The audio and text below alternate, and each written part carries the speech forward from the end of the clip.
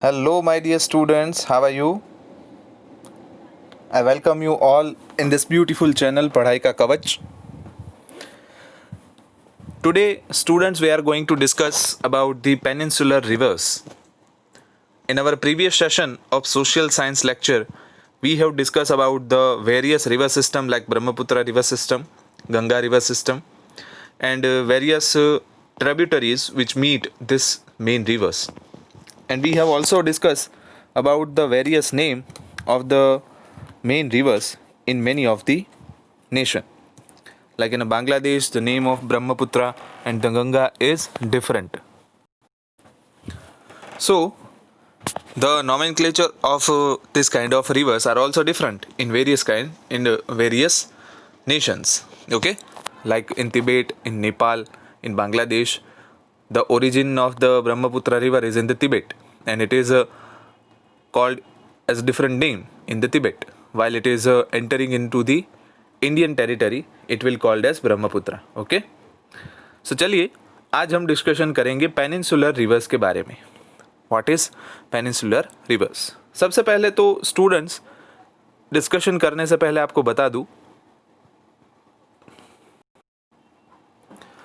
Peninsular rivers are the types of river which is flowing on this inverted triangular reason.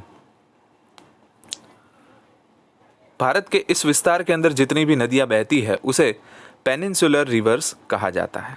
Okay, so if we see in this map, many major rivers are flowing in this peninsular area.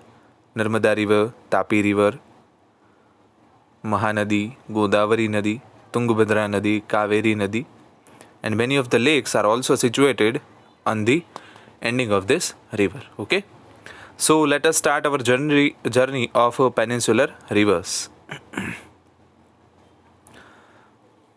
Western Ghats is considered to be the main water divide for peninsular rivers. Major rivers of the peninsula are Mahanadi, Godavari, Krishna, Kaveri, etc. So majorly students, in a peninsular region, the types of rivers which is situated on this plain is Mahanadi, Godavari, Krishna and Kaveri. All these rivers flow eastwards and meet the Bay of Bengal. यानी कि ये सभी नदियाँ जो है वो पूर्व दिशा की ओर बहती है और बे ऑफ बंगाल के अंदर मर्ज हो जाती है. Many rivers flow to the west of Western Ghats.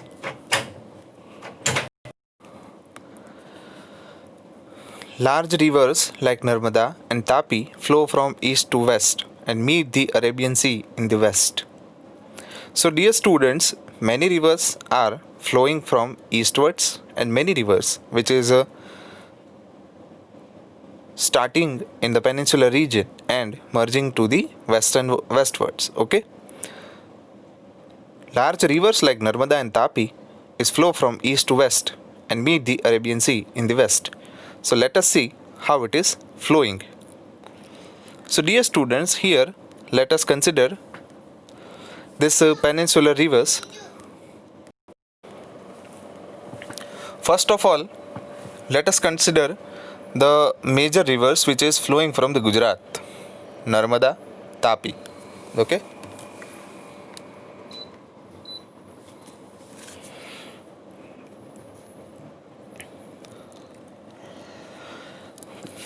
Narmada river is originated from the Madhya Pradesh and then after it will flow westwards. यानी कि नर्मदा नदी का उद्भव स्थान यहाँ से है और ये फ्लो करके इस दिशा के अंदर जाएगी.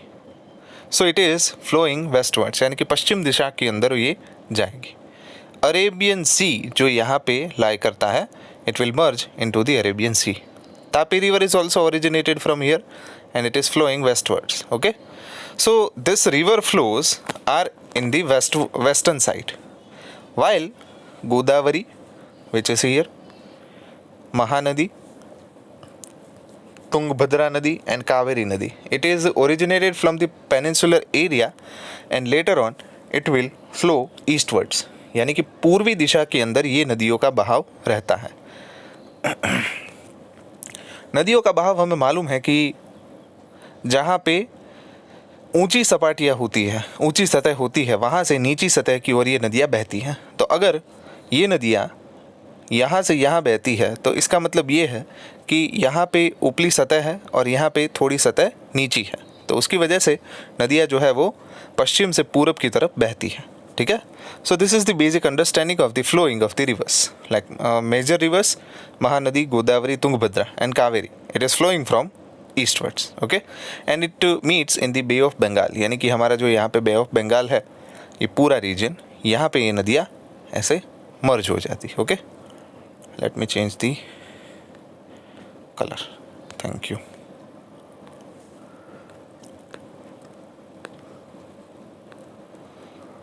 Now, let us understand in a detail about the major rivers. Narmada Basin. Narmada originates near Amarkantak Plateau in Madhya Pradesh. It flows westward in a rift valley. Narmada नदी का उद्भव स्थान जो है वो मध्य प्रदेश में अमरकंटक के ऊपर से है। अमरकंटक प्रदेश है, वहाँ से इसका उद्भव स्थान है। It flows westwards in rift valley, ये पश्चिमी दिशा के अंदर बहुत ही खाई में से होके गुजरती है।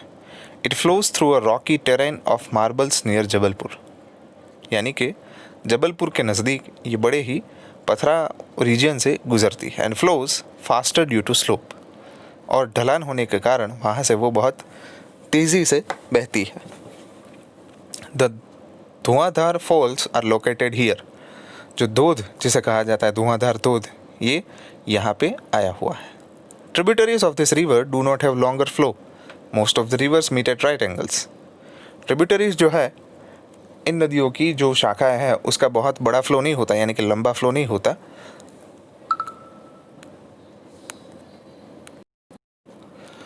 Sorry for the disturbance. तो हम थे most of the rivers meet at right angles. सभी नदियाँ जो है वो एक दूसरे को 90 डिग्री एंगल के ऊपर मिलती है। It's basin area is spread over Madhya Pradesh and Gujarat. Narmada is about 1312 kilometre long. ये जो इसका बेसिन एरिया होता है वो मतलब जहाँ से इसका बहाव है वो रीजन है मध्य प्रदेश और गुजरात। नर्मदा की जो लंबाई है वो 1312 किलोमीटर की है। Then after it is Tapi basin.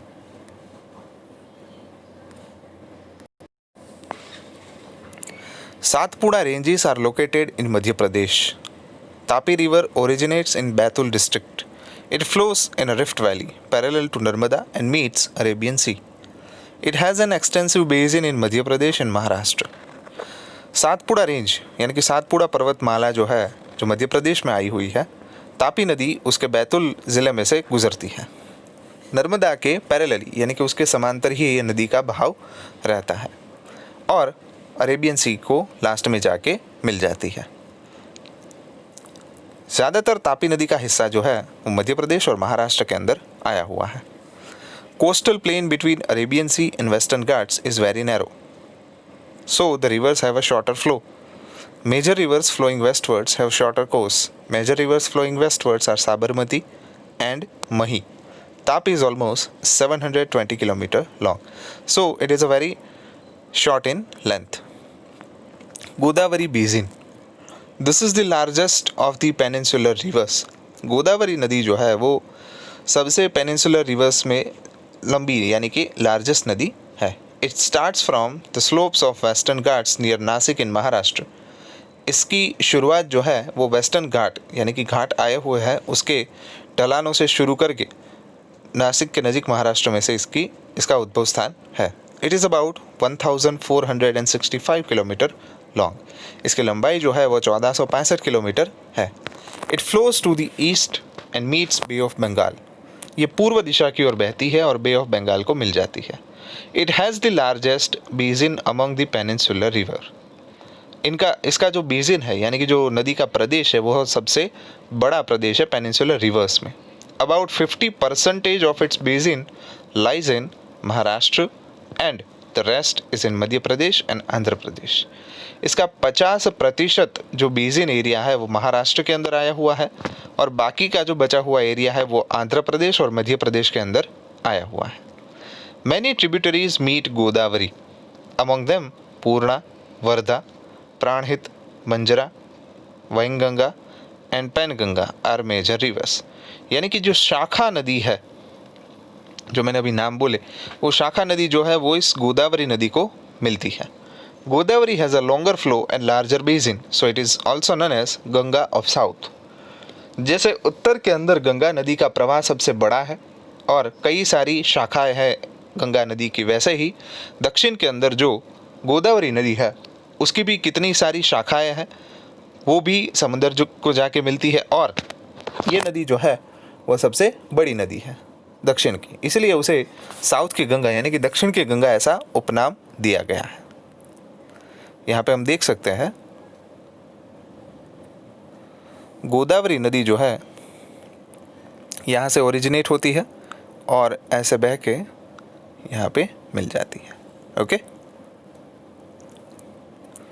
तो यहाँ पे कई सारी ट्रिब्यूटरीज हैं, यहाँ से ये नदी मिलती है, पैनगंगा नदी यहाँ से मिलती है। Okay, that's it.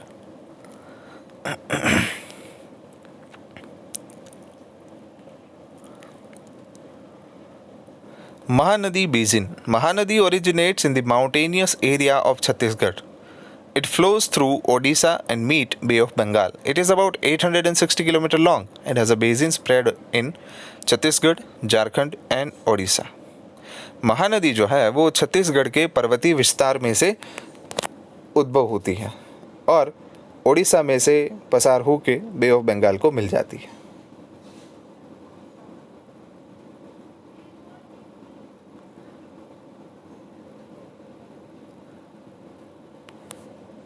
महानदी जो बेसिन यहाँ पे दिखाया गया है, यहाँ से उद्भव स्थान है उसका और ओडिशा में होके यहाँ पे मिल जाती है।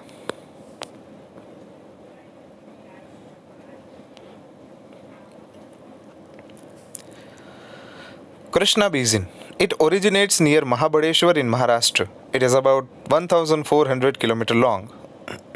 Tungabhadra, Koyna, Ghatprabha, Musi and Bhima are her major tributaries. ये जो मैंने नाम बोले वो सारे इसकी सबसे बड़ी शाखाएं हैं। Its basin extend in Maharashtra, Karnataka and Andhra Pradesh. उसके बाद है Kaveri basin. It has its origin in Brahmagiri range in Western Ghats and about 760 km long. Amravati, Bhavani, Hemavati and Kalini are her major tributaries.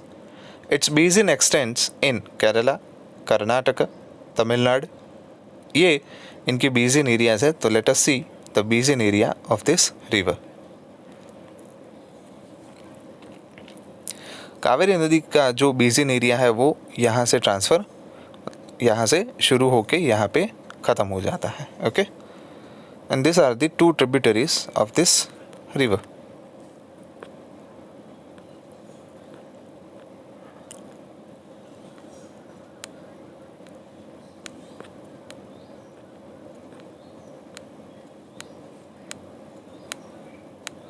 It meets the Bay of Bengal to the south of Kadlore in Tamil Nadu.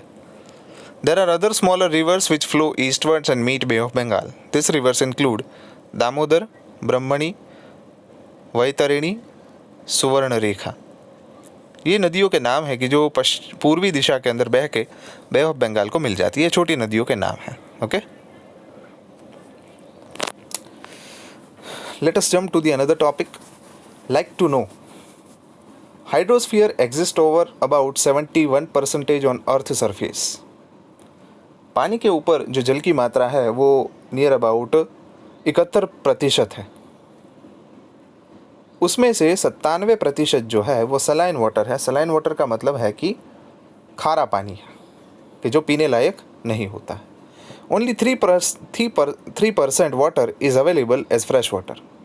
1/4 of its portion is in form of ice. यानी कि total जो hydrosphere में water availability है उसमें से 3% पानी ही पीने लायक है और उस 3% का 1/4 भाग जो है, ठीक है, यानी कि 3/4 पार्ट जो है वो बर्फ जमे हुए बर्फ के फॉर्म में है। ठीक है,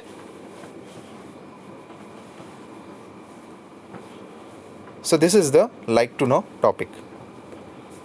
उसके बाद है lakes. There are many lakes in India. Freshwater lakes are found more in Himalayan region. Bharat के अंदर कई सारे तालाब हैं, उसमें साफ़ पानी के तालाब हिमालय रेंजेस के अंदर पाए जाते हैं। कि जैसे हमने देखा कि जो पीने लायक पानी है वो आइस फॉर्म में होता है, यानी कि बर्फ़ के फॉर्म में, और बर्फ़ खासकर उत्तरीय प्रदेश में ज़्यादातर होती है, हमें मालूम है।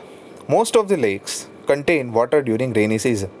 इन Kashmir glacial lakes are formed. A few lakes are formed due to wind, rivers and human actions. ज़्यादातर लेक जो है वो ग्लेशियल लेक्स होते हैं, यानी कि जो बर्फ़ की शिलाएँ होती है वो पिघलने से वहाँ पे तालाब का सर्जन होता है। In rivers having many meanders, oxbow lakes are formed. Sea tides have created lagoon lakes. Chilka, Koleru and Pulicat are example of this type of lakes. Sambar Lake in Rajasthan is a saline lake and salt is produced from it. यानी कि राजस्थान के अंदर सांभार करके तालाब जो आया हुआ है वो खारे पानी का तालाब है और उसमें से नमक जो है वो पकाया जाता है। Himalaya has many fresh water lakes which are form due to glacial action. Himalaya जो है उसके अंदर कई सारे ऐसे साफ पानी के तालाब आए हुए हैं। Water was filled in the depressions which led to the formation of lakes. Beautiful lakes are formed here due to melting of snow. Vular Lake in Kashmir has a tectonic origin. Other freshwater lakes of this area are Dal, Bhimtal, Loktal and Badapani. So these are the information about the lakes. Then after, let us know about the importance of lakes. Lakes are useful to man in many ways. Some rivers have originated from lakes. In the regions which have more rain, more water can be accumulated in the lakes. यानी कि जिस विस्तार के अंदर ज़्यादा बारिश होती है वहाँ पे तालाबों में ज़्यादा पानी जमा हो सकता है।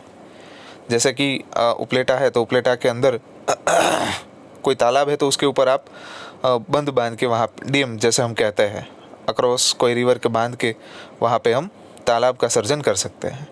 The accumulated water can be utilized for irrigation and other purposes. The stored water can also be used during drought. यानी कि तालाब का पानी जो है वो सूखे पड़ने की हालत में भी उसका इस्तेमाल हम कर सकते हैं। Reservoirs and lakes form due to dam are useful for generating hydel power. Reservoirs and lakes form due to dam, यानी कि डैम के कारण जो भी तालाब और रिजर्वोयर्स जनरेट होते हैं उससे हम हाइडल पावर यानी कि पानी में से भी शक्ति पैदा कर सकते हैं, जैसे हम हाइड्रो इलेक्ट्रिक पावर स्टेशन के नाम से जानते हैं।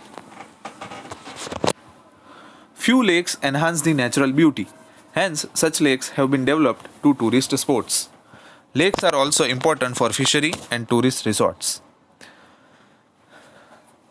लेक को यानी कि तालाबों को हम घूमने की जगहों के तौर पे भी डेवलप कर सकते हैं, तो इसलिए उसका इम्पोर्टेंस जो है वो फिशरी या तो टूरिस्ट रिसोर्ट में यानी कि प्रवासी वहाँ पे घूमने के लिए आ सकते हैं। Economic importance of reverse. Rivers have remained most important during human history. Rivers are the natural resource of water. These are very much important for many human activities. It has satisfied basic need of man. Agriculture and industries have developed due to rivers.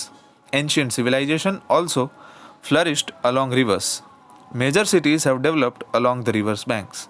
Delhi, Kolkata, Ahmedabad, Bharuch and Surat, etc. Rivers is considered to be the base for an agrarian country like India. In recent times, river water is utilized for drinking, irrigation, hydel power and for navigation.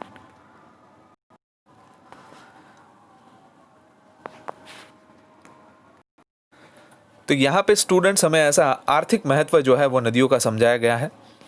हमारे इतिहास में भी नदियों का सबसे ज़्यादा महत्व है क्योंकि नदियाँ जो है वो पानी का कुदरती स्रोत है जहाँ से हमें पानी एग्रीकल्चर के लिए और पीने के पानी के लिए भी हम इस्तेमाल कर सकते हैं।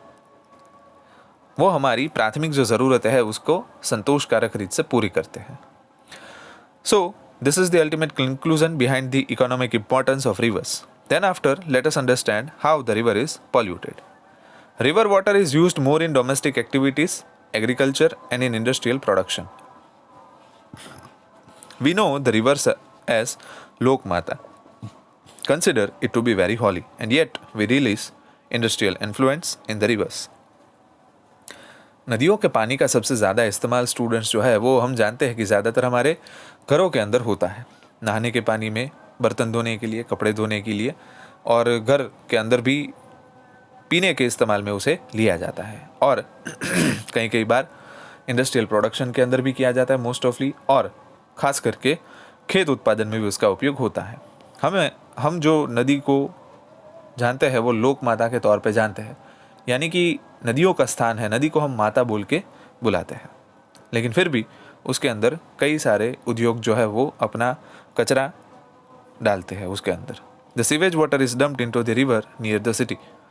जैसे हम देखते हैं कि जैतपुर के अंदर का जो साड़ी उद्योग है, तो वहाँ पे से जो कलरफुल केमिकल बाहर निकलता है कि जो बहुत ही हार्मफुल होता है, वो भादर नदी के अंदर डाला जाता है। उसके बारे में कई बार आप न्यूज़ में भी सुन चुके हो, और समाचार के अंदर भी देख चुके हो। Besides, we also threw solid waste in the rivers. As a result, the river water is polluted. As we know, students, there is only 3% of water is only available as a drinking water. And if we pollute the rivers, then the resources of the drinkable water is not available for longer period of time. Thus, water pollution increase due to industrialization and urbanization. Pollution of river water has become our national problem. Government is putting in special efforts to prevent river pollution. At this stage, public participation is equally expected along with the government efforts. तो यहाँ पे students ऐसा कहा गया है कि नदियों का जो प्रदूषण हो रहा है, उस प्रदूषण को कम करने के लिए गवर्नमेंट के प्रयासों के साथ साथ हम नागरिकों का भी ये एक नैतिक फ़र्ज़ है, हमारी एक फ़र्ज़ है कि हमें नदियों को प्रदूषित होने से बचाना है। Measures to prevent water pollution. अब यहाँ पे कहा गया है कि किस तरीके से हम नदियों के प्रदूषण को रोक सकते हैं। Rules to prevent water pollution should be implemented very strictly. Water purification projects must be implemented through national river conservation project. Strict rules should be formed to prevent industrial units from releasing industrial effluents in the rivers. जो भी उद्योग है अपना कचरा, अपना liquid और chemical wastage नदियों के अंदर डालते हैं, उसके ऊपर रोक लगनी चाहिए और उसके लिए कड़े नियंत्रण जो है वो लगाने चाहिए, और साथ साथ भी नियमों की एक सूची भी तैयार करनी चाहिए. Industrial units should filter harmful contents from the chemical effluents before releasing them in the river. औद्योगिक जो यूनिट है वो अपने जो केमिकल कचरे है उसको नदियों में डालने के टाइम, उससे डालने से पहले उसे फिल्टराइज करें, उसे कम हार्मफुल बनाए और उसके बाद नदियों के अंदर छोड़े. In order to keep the river water clean, every citizen should take care not to mix up the domestic waste into the river. यानी कि नदियों को साफ़ रखने के लिए हमारी भी ये एक फंडामेंटल ड्यूटी है कि हम अपने घर का जो कचरा है, हमारे घर के जो वेस्टेजेस है, उसे नदियों के अंदर ना डालें. Okay, so dear students, this is the ending of this chapter, unit number 15, drainage system. I hope that you enjoy very well about this chapter. We have a very thorough knowledge about the river systems, then after lakes and river pollution, and measure to prevent water pollution. That's it. Thank you.